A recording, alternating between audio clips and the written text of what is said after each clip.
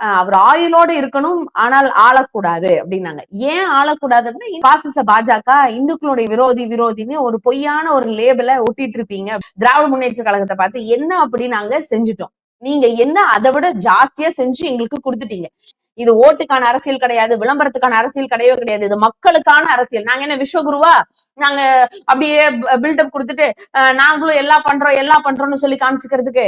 இன்னைக்கு விடியல் பயணத்தின் மூலமாக பெண்கள் அத்தனை பேர் இன்னைக்கு பயனடிக்கிறாங்க. கிட்டத்தட்ட 1 கோடிக்கும் மேற்பட்ட மக்கள் வந்து அதுல பயனடைச்சிட்டு வராங்க. அதாவது பெண்கள், அதுல நிறைய இந்துக்கள் இருப்பாங்களே, கிட்டத்தட்ட 90% இந்து பெண்கள் இருப்பாங்க. ஹெச் ராஜா சார் நீங்க சொன்ன மாதிரி அதுலயும் அதிகமா பயன்பெற்றவர்கள் இந்து மக்கள் தான். ஃபார் யுவர் கைண்ட் இன்ஃபர்மேஷன், இன்னைக்கு ஜிஎஸ்டி போட்டு மக்களை வாட்டுறீங்களே, இது எத்தனை இந்து மக்களினுடைய வரி பணத்தை சுரண்டதுன்னு உங்களுக்கு தெரியாதா? இந்து மக்கள் வந்து எல்லா கோயில்களிலும் ஏத்தக்கூடிய அந்த சூடத்துக்கு, கற்பூரத்துக்கு நீங்க 12% ஜிஎஸ்டி போட்டிருக்கேன்னு சொன்னா நீங்களா சார் இந்து மக்களுக்கு ஆதரவா இருக்க போறீங்க? ஒரு வஞ்சம், ஒரு காழ்ப்புணர்ச்சி. இங்க முருகரை கையில் எடுத்தீங்க, திருப்பரங்குன்றத்துலயும் உங்க வேலை நடக்கல, முருகர் மாநாடு நடந்தும் உங்க பருப்பு வேகல. பிஜேபின்னு சொன்னாலே அவங்க அந்த காவியை வச்சு அரசியல் பண்ற கூட்டம், அது ஒரு சங்கி கூட்டம், எவ்வளவு மோசமான ஒரு கூட்டம்ங்கிறது மக்களுக்கு அடையாளப்படுத்துறதுதான் திரும்ப திரும்ப சொல்றோம். கோவிலுக்கு போய் சாமி கும்பிட்டா மட்டும் கோயில் இல்ல, அதை தாண்டி கங்கை கொண்ட சோழபுரம்னு அவர் அமைச்சதே எதுக்குன்னா, கங்கையிலிருந்து அங்கிருந்த, அதாவது வடக்கே இருந்த அந்த மன்னனை அடிப்பணிய வச்சு அவருடைய முதுகுல கங்கை தண்ணியை எடுத்துட்டு வந்து தமிழ்நாட்டுல ஏரிய வெட்டி அங்க தண்ணி ஊத்துனவர் தான் ராஜராஜ சோழன்.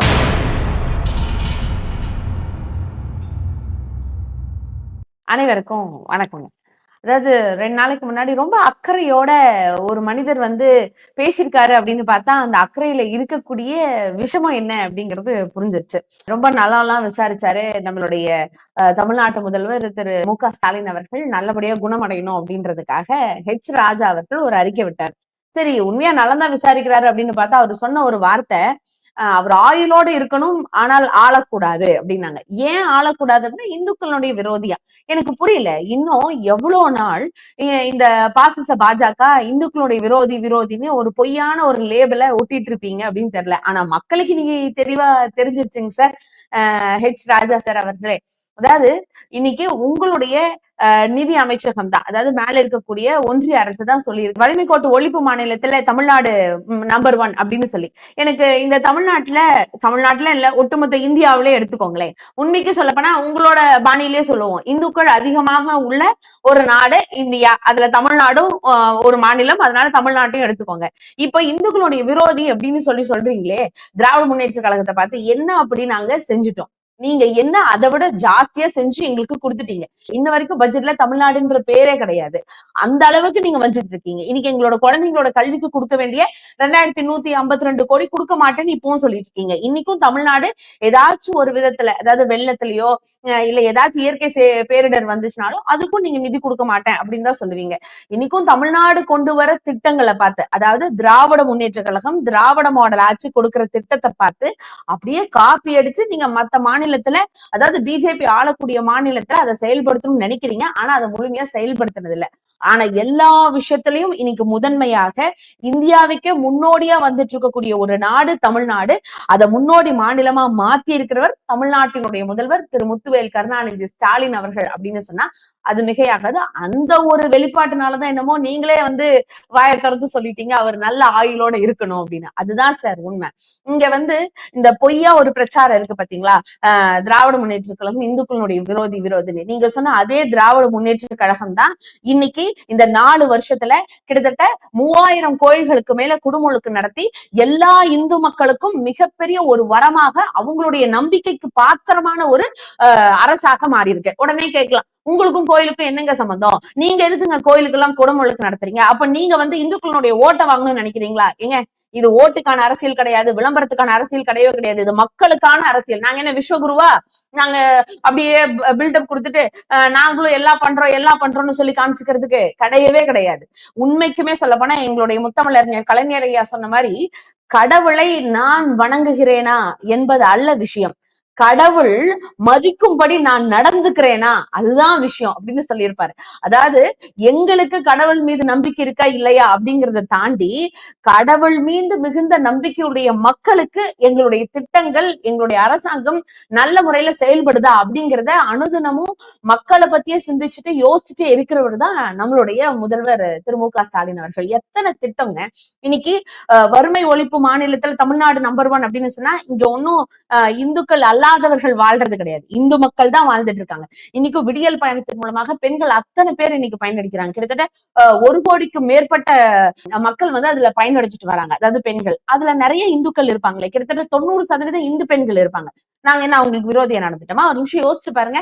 அதை தாண்டி இன்னைக்கு மகளிர் உரிமை தொகை, அந்த உரிமை தொகை இன்ன தேதிக்கு நீங்க கால்குலேட் பண்ணி பாத்தீங்கன்னா ஒரு பெண்களும் இந்த உரிமை தொகை வாங்கக்கூடிய பெண்களுக்கு கிட்டத்தட்ட ஒரு 28ல இருந்து ஒரு 30,000 ரூபாய் வரைக்கும் வந்திருக்கும். அப்போ இந்த தொகையை அந்த மக்களுக்கு கொண்டு போய் சேர்த்தவர் நம்மளுடைய தமிழ்நாட்டு முதல்வர் திரு மு க ஸ்டாலின் அவர்கள். அதுலயும் பெரும்பான்மையான பெண்கள், உரிமை தொகை வாங்கக்கூடிய பெண்கள் இந்து மக்களா தான் இருக்காங்க. அவங்களுக்கும் கொண்டு போய் நாங்க சேர்த்திருக்கோமே. அதை தாண்டி இன்னைக்கு குழந்தைங்களுக்கு கொடுக்கக்கூடிய அந்த காலை உணவு திட்டம் எவ்வளவு பெரிய விஷயம். இன்னைக்கு பெரிய பெரிய நாடுகள், அதாவது அமெரிக்கா போன்ற பெரிய நாடுகள்லாம் இதை பார்த்து ஃபாலோ பண்ணணும்னு நினைக்கிற அளவுக்கு இன்னைக்கு 17 லட்சம் குழந்தைகளுக்கு மேல இந்த காலை உணவு திட்டத்தின் மூலமாக பயன்பெற்றுட்டு வராங்க.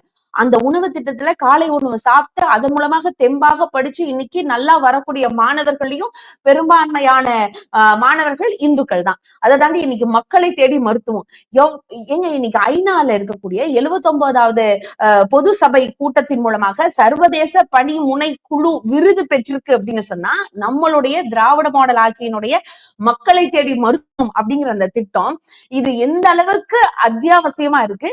இதுலயும் அதிக பயன்பெற்றவர்கள் இந்து மக்கள் தான் சொன்னா அவங்களால மறுக்க முடியுமா? சரி, இந்த மாதிரி எண்ணற்ற திட்டங்கள் சொல்லிட்டே போவோம். இன்னைக்கும் வந்து கூட்டுறவு நியாய விலை கடை சார்ந்த சாதனை அப்படின்னே சொல்லலாம். இன்னைக்கு கூட்டுறவு நியாய விலை கடைகள்ல எத்தனை பகுதி நேர நியாய விலை கடைகள் இல்ல முழு நேர நியாய விலை கடைகள், இதுல வந்து முக்கியமா சொல்லப்போனா இன்னைக்கு அரிசிக்கு பதிலா வேணா கோதுமை கூடி வாங்கிக்கலாம் அப்படின்னு சொல்லி ஒரு உணவுல இருந்து அவங்களுடைய அத்தியாவசிய தேவையிலிருந்து பார்த்து பார்த்து செய்யக்கூடிய அரசு தான் இந்த திராவிட மாடல் அரசு. இதெல்லாம் மாத்தி இதெல்லாம் உங்களால எதுவுமே முறியடிக்க முடியாது அப்படின்னு தெரிஞ்சுட்டு, அதோட ரொம்ப முக்கியமா இன்னைக்கு உங்களுடன் ஸ்டாலின்ற அந்த ஒரு முகம் போட்டது எவ்வளவு பெரிய கிராண்ட் சக்சஸ் தெரியுமா? மக்கள் யாரும் அரசாங்கத்தை தேடி வர வேண்டியதுல, அரசாங்கமே மக்களை தேடி போகும். உங்களுக்கு என்ன தேவையோ அதை நீங்க கேட்டு பெற்றுக்கலாம். ஒவ்வொரு அதிகாரியும் மக்களுக்காக தான் வேலை செய்யறதுக்கு இருக்கிறாங்கன்றத நினைவுபடுத்துற விதமா. ஏன்னா நிறைய விவாதங்கள்ல நிறைய விஷயத்துல கேக்குறாங்க, என்ன ஒரு 4 IAS ஆபீசரையும் அரசாங்க அதிகாரிகளை வச்சு இந்த அரசு வந்து என்ன விளம்பரம் பண்ணுதா? எங்க விளம்பரம் பண்றதுக்கு இல்லைங்க, அரசாங்க அதிகாரிகளாகட்டும் IAS ஆபீசர்களாகட்டும் எல்லாருமே முழு மனதோடு சொல்லுவாங்க, நாங்கெல்லாம் மக்களுக்கு சேவை பண்றதுக்குதான் இருக்கோம் அப்படின்னு சொல்லி. அதையே சரியான விதத்துல அதை நேர்த்தியா கொண்டு போய் சேர்த்துறது இந்த திராவிட மாடல் அரசு. அதற்கு தெளிவான அந்த ஒரு திட்டத்தை வகுத்தவர் நம்மளுடைய தமிழ்நாட்டு முதல்வர் திரு மு க ஸ்டாலின் அவர்கள். கொஞ்சம் யோசிச்சு பாருங்களேன். இன்னைக்கு ஒரு பட்டா வேணும், சிட்டா வேணும், இல்ல பேர் மாற்றம் பண்ணணும், இல்ல ஆதார் கார்டுல அந்த இடமாற்றம் பண்ணணும், ரேஷன் கார்டுக்கு தேவையான விஷயங்கள், இல்ல எந்த மாதிரி எல்லா ஆஸ்பெக்ட்ஸும் இன்னைக்கு அந்த ஒரே ஒரு குடையின் கீழே கிட்டத்தட்ட 46 துறைகள் சார்ந்து இருக்கக்கூடிய அதிகாரிகளும் அங்க வந்து அவங்களுக்கு மக்களுக்கு தேவையான விஷயங்களை உடனடியா தீர்வு செஞ்சு கொடுக்குறாங்களே. அதே 45 நாளுக்குள்ள தீர்வு செய்து தரப்படும் அப்படின்னு சொல்லப்பட்ட ஒரு விஷயம் மக்கள் கிட்ட எவ்வளவு வரவேற்பு இருக்கு தெரியுமா? அதுல ஹெச் ராஜா சார் நீங்க சொன்ன மாதிரி அதுலயும் அதிகமா பயன்பெற்றவர்கள் இந்து மக்கள் தான். For your kind information. ஏன்னா இதெல்லாம் எதுவுமே தெரியாம ஏன் ஹெச் ராஜா சாரே இந்த மாதிரி ஏதோ ஒரு விஷயத்துல பயன்பெற்று இருக்கலாம், இல்ல அவங்களை சார்ந்த சொந்தக்காரங்களோ இல்ல உங்க கட்சியில இருக்கவங்க கூட இதுக்காக பயன்பெற்று இந்த திட்டத்தின் கீழே பயன்பெற்று இருக்கலாம்.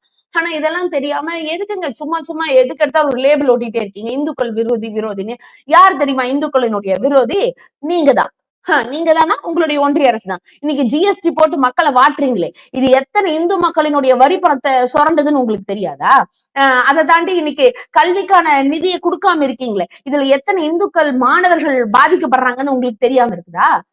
அதை தாண்டி இன்னைக்கு ATMல போய் இவ்வளவு அமௌண்ட் எடுத்தா இத்தனை ரூபாய் புடிச்சுக்குவேன்னு சொல்லி மக்கள் பாமர மக்களுக்கு தெரியாத போது கூட அந்த திட்டத்தை நிறைவேற்றி அதுல இருந்து இவ்வளவு அமௌண்ட் எடுத்துட்டே இருக்கீங்களே, அதுல எத்தனை இந்து மக்கள் பாதிக்கப்படுறாங்கன்னு தெரியுமா?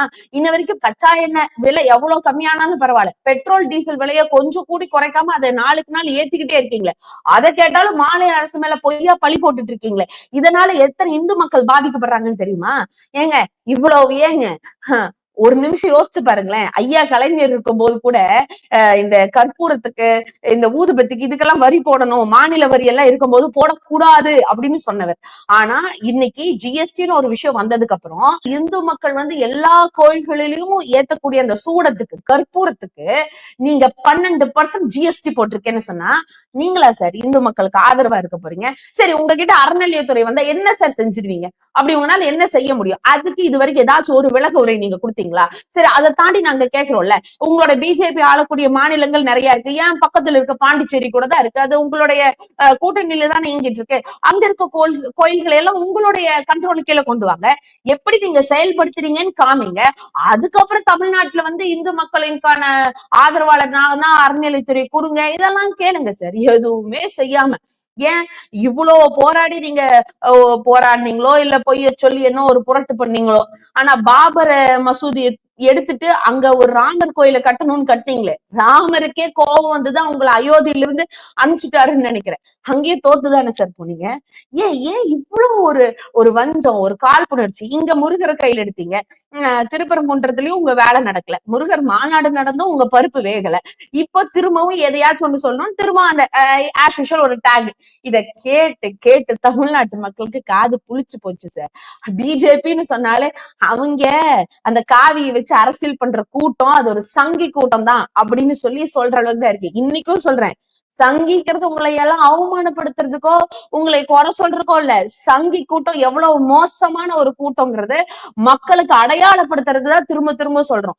ஏன் நாங்க ஒண்ணு விஸ்வகுரு, நாங்க வந்து கடவுளினுடைய அவதாரம், நாங்க தான் கடவுளுடைய பிள்ளைகள்லாம் நாங்க சொல்ல மாட்டோம். ஆனா கடவுளை நம்புற மக்கள்னால தேர்ந்தெடுக்கப்பட்ட ஒரு தலைவராக தான் இன்னைக்கு இருக்கோம். ஆனா அந்த மக்களுக்கு என்ன தேவையோ மக்களுடைய முதல்வரா இருந்து அவங்களுக்காக போய் சேவை செய்யறோம் பாத்தீங்களா. உண்மையாலுமே எங்களுடைய முதல்வர் இன்னைக்கு உடம்பு முடியலதான், நீங்க சொன்ன மாதிரி நீண்ட ஆயுளோட ரொம்ப நாள் அவர் இருப்பார். ஏன்னா தமிழ்நாட்டு மக்களுடைய ஆசையும் அதுதான் சார்.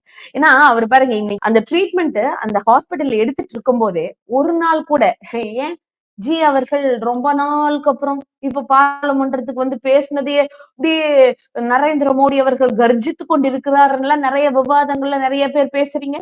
ஏங்க, உடம்பே முடியாம ஹாஸ்பிட்டல்ல இருந்த நிலையில கூட அங்கேயே அதிகாரிகளை வர சொல்லி மக்களுக்கான வேலைகள் சரியா போகுதா, அந்த முகாம்கள்ல எல்லா ஆயத்த வேலைகளும் சரியா நடக்குதான்னு சொல்ல வீடியோ கான்பரன்ஸ் மூலமாக அங்க இருக்க அதிகாரிகளோட பேசி, அதை தாண்டி பிரதமர் அவர்கள் தூத்துக்குடிக்கு வராங்கன்னு தெரிஞ்சோன்ன உடல்நிலை குன்றி அந்த நிலையில கூட குறிப்பிட்ட அமைச்சர்களையும் எம்பிக்களையும் வர சொல்லி அவங்க மக்களுக்கு என்ன தேவை, தமிழ்நாட்டு மக்களுக்கு என்ன தேவைன்னு சொல்லி அந்த கடிதம் எழுதி அவங்க கிட்ட மனு கொடுக்க வச்சவரு திரு முத்துவேல் கருணாநிதி ஸ்டாலின் அப்படிங்கிற தமிழ்நாட்டினுடைய மகத்தான முதல்வர் அப்படின்னு சொன்னா எப்படி சார் இந்த ஆட்சியை குறை சொல்றதுக்கு உங்களுக்கு மனசு வருது?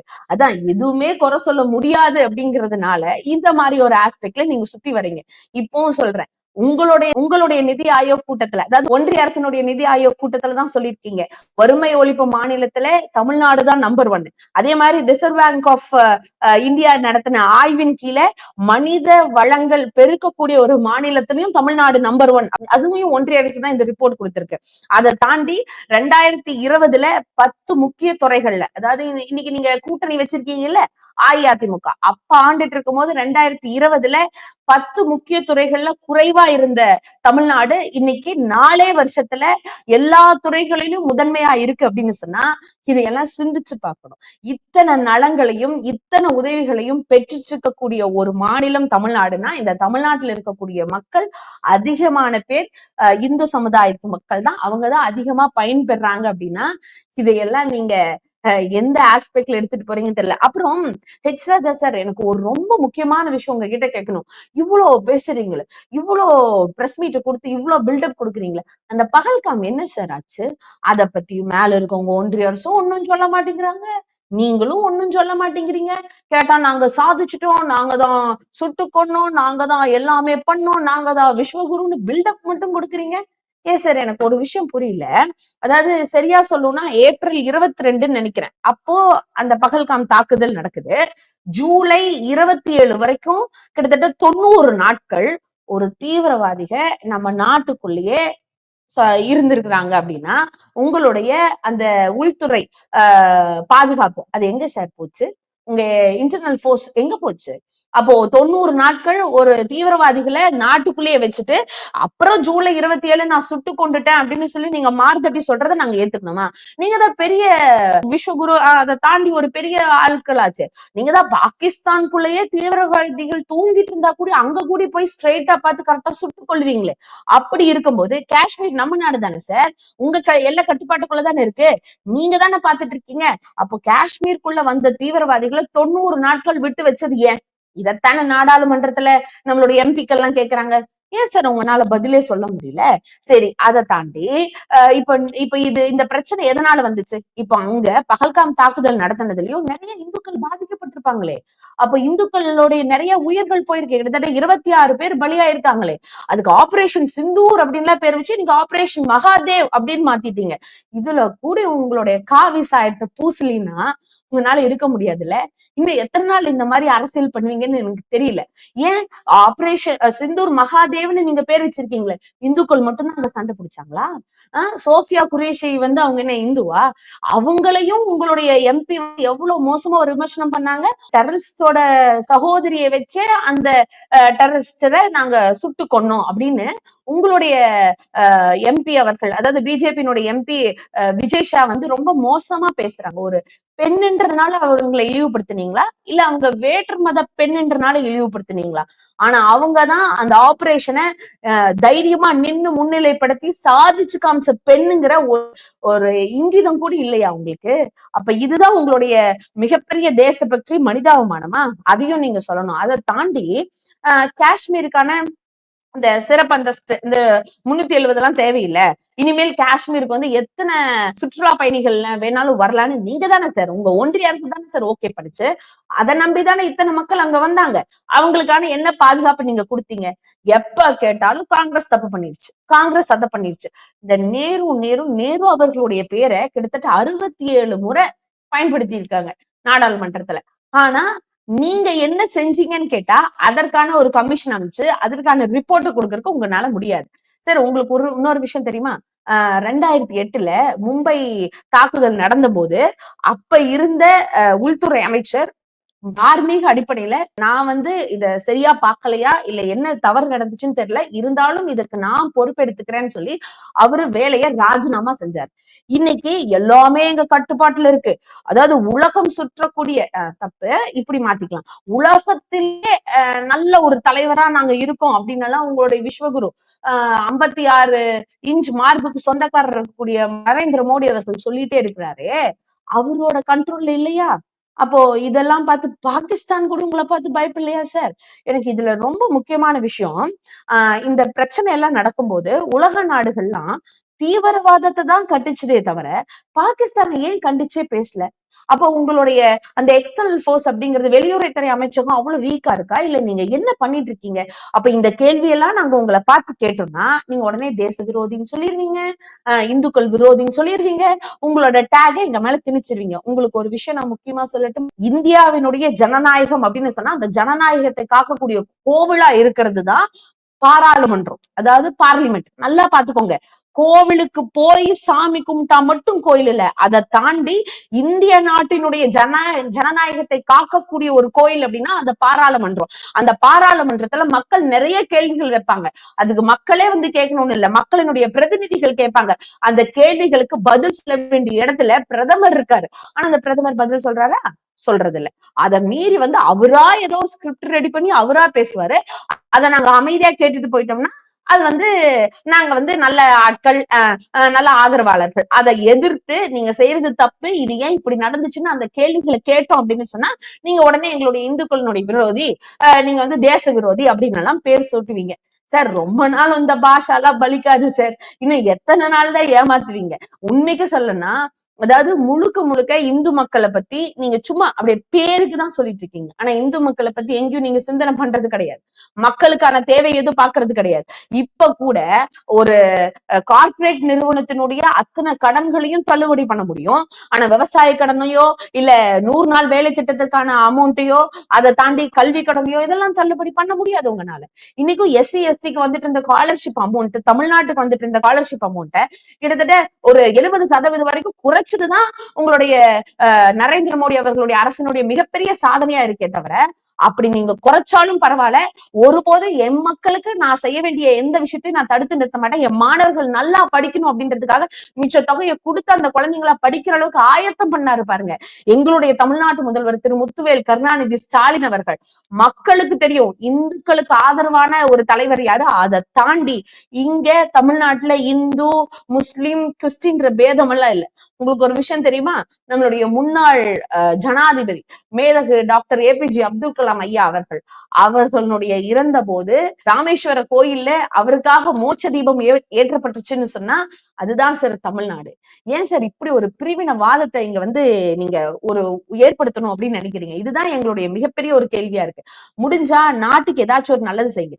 இப்போ நீங்க காங்கிரஸ் என்ன பண்ணுச்சு, நேரு என்ன பண்ணாங்க, இந்திரா காந்தி அவர்கள் என்ன பண்ணாங்கன்னா நீங்க கேக்குறீங்களே, அன்னைக்கு இந்திரா காந்தி அம்மையாருடைய காலகட்டத்துல இருந்த அந்த இந்தியா சைனா வார் நடந்துட்டு இருக்கும் போது அமெரிக்கா தலையிட்டும் போது அந்த அம்மா சொன்ன ஒரே வார்த்தை, இது என்னுடைய நாடு, நான் பாத்துக்கிறேன், இதுல யாரும் தலையிடக்கூடாதுன்னு சொல்லி பங்களாதேஷ் அழகா மீட்டுட்டு வந்த வரலாறு எல்லாத்துக்கும் தெரியும். ஆனா இன்னைக்கு இந்த பகல்காம் தாக்குதல் நிறுத்ததுக்கு நான் தான் காரணம்னு ட்ரம்ப் 25 முறைக்கு மேல சொல்றாரு.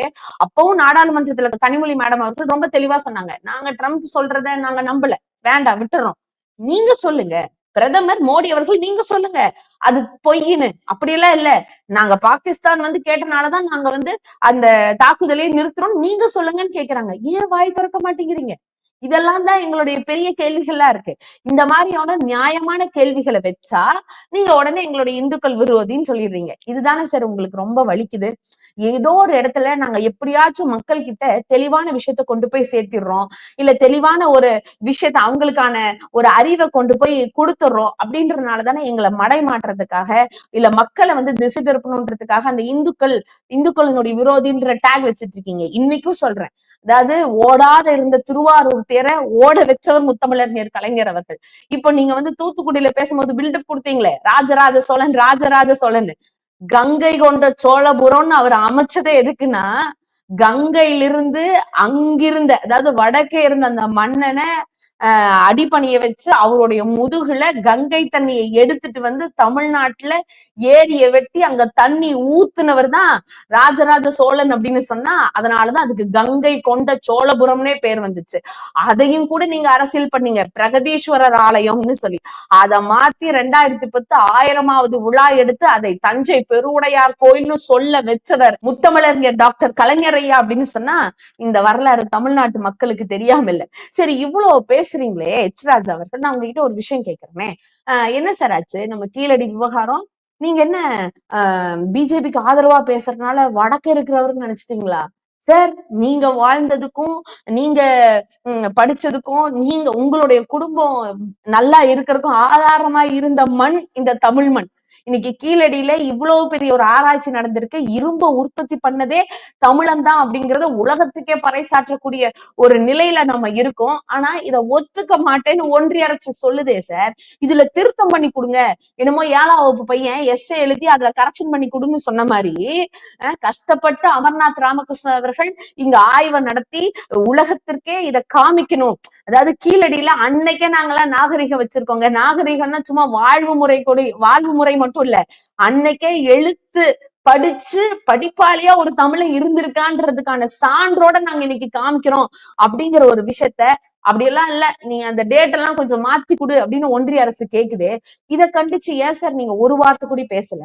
அப்ப கீழடியில அன்னைக்குன்னா இயற்கையை வழிபாட்டு இருக்காங்க, சரி, இருந்தாலும் அதை சொன்னா நீங்க ஒத்துக்க மாட்டீங்க, உங்க பாணிக்கே வருவோம். அன்னையில இருந்து இன்ன வரைக்கும் ஏன் இன்னைக்கும் அந்த மரபுலதான் நம்ம வந்திருக்கோம். அப்போ அதுலயும் நிறைய இந்துக்கள் இருப்பாங்க சார். அப்போ அதையே சார் நீங்க ஒத்துக்க மாட்டேங்கிறீங்க? இதெல்லாம் இந்து விரோத செயல், போய் பாஜக கிட்ட சொல்லுங்க. அத சொல்றதுக்கு உங்களுக்கு கஷ்டமா இருக்கா? ஏன் எங்க மேலேயே சும்மா டேக் அடிச்சுட்டே இருக்கீங்க? இன்னைக்கும் சொல்றேன், இன்னைக்கு புதுமை பெண் திட்டம்னு ஒண்ணு வந்தனாலதான் பெண்கள் இன்னைக்கு கல்வியில முதன்மை மாநிலத்துல தமிழ்நாடு வர அளவுக்கு இன்னைக்கு மாற்றி இருக்கும். நிமிஷம் யோசிச்சு பாருங்க, தேசிய சராசரி எடுத்து பாருங்க, வெறும் 20-25% தான் இருக்கு. ஆனா இன்னைக்கு தமிழ்நாடு பெண்களினுடைய உயர்கல்வி அப்படிங்கும் போது 46% இருக்கு. இதுல அதிகமா இந்து பெண்கள் படிச்சு முன்னேறிட்டு இருக்காங்க. அதை தாண்டி இன்னைக்கு தமிழ் புதல்வன் திட்டத்தின் மூலமாக நிறைய மாணவர்களுடைய கல்வித்துறை இன்னைக்கு உயர்ந்திருக்கு. அதையும் தாண்டி இன்னைக்கு எத்தனை எத்தனை எத்தனை திட்டங்கள் வந்துட்டு இருக்குன்னு பாருங்க. இன்னைக்கு முன்ன சொன்ன மாதிரியேதான் இந்த விடியல் பயணமா இருந்தாலும் சரி, புதுமை பெண் திட்டமா இருந்தாலும் சரி, தமிழ் புதல்வனா இருந்தாலும் சரி, இன்னைக்கு உரிமை தொகை அந்த உரிமை தொகை அந்த திட்டத்தின் கீழே பயன்படுற மக்களாக இருந்தாலும் சரி, அதை தாண்டி இன்னைக்கும் தமிழ்நாட்டுல கொடுக்கக்கூடிய எண்ணற்ற திட்டங்கள். இன்னைக்கு நான் முதல்வன்ற ஒரு திட்டம், அதுல பாத்தீங்களா போன குடிமியல் பணியில கிட்டத்தட்ட 58 மாணவர்கள் இந்த டைம் வந்து IAS ஆபீசர் ஆகிறதுக்கு தேர்வாயிருக்காங்க. அதுல 50 மாணவர்கள் நான் முதல்வன் திட்டத்தின் கீழே படிச்சு வந்த மாணவர்கள். அதுல முதல்ல ஒரு 6-7 இடத்தை பிடிச்சவங்களே இந்து குழந்தைகள் தான். முக்கியமா சொல்ல போனா அதுல முக்காவாசி இந்து குழந்தைகள் தான். அப்போ இது எல்லாமே, இத்தனை திட்டங்கள், இத்தனை விஷயங்கள் எல்லாமே போய் சேர்ந்துட்டு இருக்கிறது இந்து மக்களுக்கு தானே. அதெல்லாம் தமிழ்நாட்டுல இருந்து நல்ல முறையில தானே சேர்ந்துட்டு இருக்கோம். இன்னொன்னு எனக்கு ஒரு விஷயம் புரியல. இங்க விரோத செயல் நிறைய இருக்கு, இல்ல சட்டவிரோத காரியங்கள் நிறைய இருக்கு. ஆவுனா ஒரு சின்ன ஒரு பிரச்சனை நடந்தாலே இவங்க பதவி விலகணும், மு.க.ஸ்டாலின் அவர்கள் பதவி விலகணும்னு பேசக்கூடிய நீங்க, பகல்காம்ல இவ்வளவு பெரிய தாக்குதல் நடந்திருக்கு, அதுக்கும் வாயை திறக்கல. இன்ன வரைக்கும் இந்தியாவினுடைய பொருளாதாரம் நீங்க ஏதோ ஒரு குறியீட்டுல சொல்றீங்க அது 3வது பொருளாதாரம் அப்படின்னு. அப்புறம் என்ன, சண்டை போட வேண்டியதானே? யாரையா இருந்தாலும் எதிர்த்து குரல் கொடுக்க வேண்டியது தானே? அப்புறம் ஏன் ட்ரம்புக்கு நம்ம பயப்படணும்? சரி, பயம்னாலும் சரி விடுங்க, உங்க பாஷையில ஏதோ அடி பண்ணியணும். சைனாக்காரன் வேற கிட்டத்தட்ட எவ்வளவோ கிலோமீட்டர் உள்ள வந்துட்டாங்கன்னு சொல்றாங்க. அதைய வாயை திறந்து ஒரு வார்த்தை கூட நீங்க சொல்லாம இருக்கணும். இதெல்லாம் ஏன் சார் மறைச்சு மறைச்சு வைக்கிறீங்க? எதா இருந்தாலும் வெளிப்படையா இருங்க சார். எங்களுடைய தமிழ்நாட்டுல எப்படி எல்லாமே ஒரு டிரான்ஸ்பரன்சியோட எல்லா விஷயமும் ஓப்பனா நாங்க சொல்லி, எங்களுடைய முதல்வர் மக்களுக்காக இன்ன வரைக்கும் முடியாத அந்த சூழ்நிலையில கூட இன்னைக்கு கூட ஒரு திட்டத்தை துவங்குறாங்க.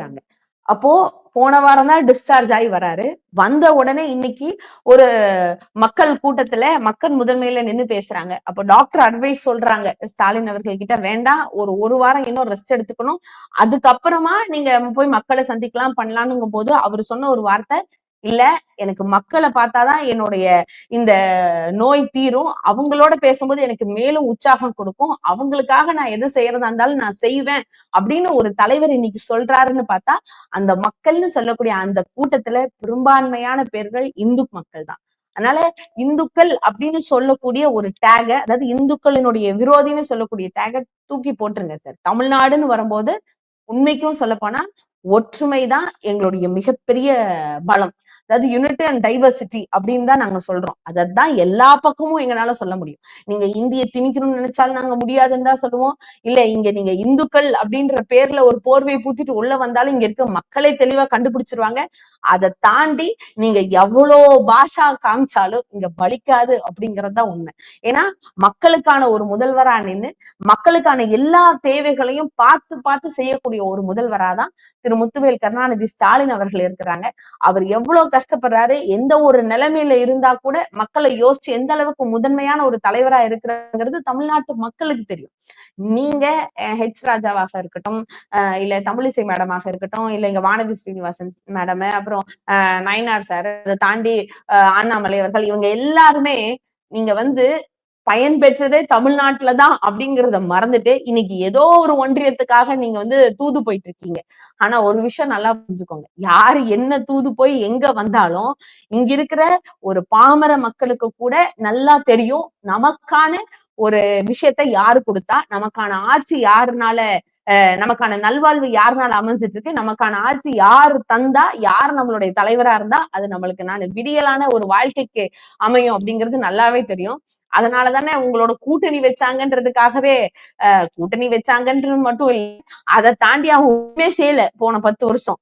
அது வந்து தெளிவா தெரியுது. இப்ப பஸ் எடுத்துட்டு வேற ஒரு ஊரா போயிட்டு இருக்காரு. என்னதான் போய் எப்படிதான் பல்ட்டி அடிச்சாலும் ஒற்றரை மண்ணுதான் ஒட்டும் அப்படின்னு சொல்ற மாதிரி, என்ன நீங்க பேசினாலும் மக்களை காப்போம், தமிழ்நாட்டை மீட்போம், என்ன பண்ணாலும் உங்ககிட்ட இருந்து தமிழ்நாட்டை மீட்டு காப்பாற்ற வேண்டிய முழு பொறுப்பும் நம்மளுடைய தமிழ்நாட்டு முதல்வர் திரு முத்துவேல் கருணாநிதி ஸ்டாலின் அவர்கள் கிட்ட இருக்கு. இன்னைக்கும் உடல்நிலை குன்றிய நிலைமையில கூட மக்களுக்காக சேவை செய்ய நான் வருவேன் அப்படின்னு சொல்லி வந்து நின்று தமிழ்நாட்டினுடைய அரணாக இருக்கிறவர் தான் நம்மளுடைய தமிழ்நாட்டு முதல்வர். அதனால இந்த டேக் எல்லாம் மாத்திட்டு புதுசா ஏதாச்சும் இருந்தா ட்ரை பண்ணி பாருங்க சார். நீங்க சொன்ன மாதிரி அவரு நீண்ட ஆயுளோட இருக்கணும். ஆனா தொடர்ந்து அவரு ஆளுவார்லாம் சொல்ல மாட்டோம், மக்களுக்கான முதல்வரா 2026லயும் சரி 2031லயும் சரி தொடர்ந்து திராவிட மாடல் ஆட்சி வந்துகிட்டே இருக்கும். அதுல எந்த விதமான மாற்றமும் இல்லை. அதனால நீங்க எதுவும் டென்ஷன் ஆயிக்க வேண்டியதில்லை, கவலைப்பட வேண்டியதில்லை. நன்றி. விளம்பர மாடல் அவர்தான். ஏன்னா ஒருத்தர் பிறந்த நாள் வரும், தலைவர்களுடைய பிறந்த நாள், பனையூர்ல போட்டோ வச்சிருவாரு, அங்க பூ போடுவாரு, போட்டோ எடுத்து வெளியே போடுவார். அங்க இருக்க சிலைக்கு கூட மாலை போட கூட போக முடியாத ஒருவர் மழை வந்துட்டு இருக்கு, திருவண்ணாமலை, சென்னை, விழுப்புரம் மழையால கடுமையாக பாதிக்கப்படுகிறது. நீங்க கட்சியை தொடங்கிட்டீங்க, ஆனா நீங்க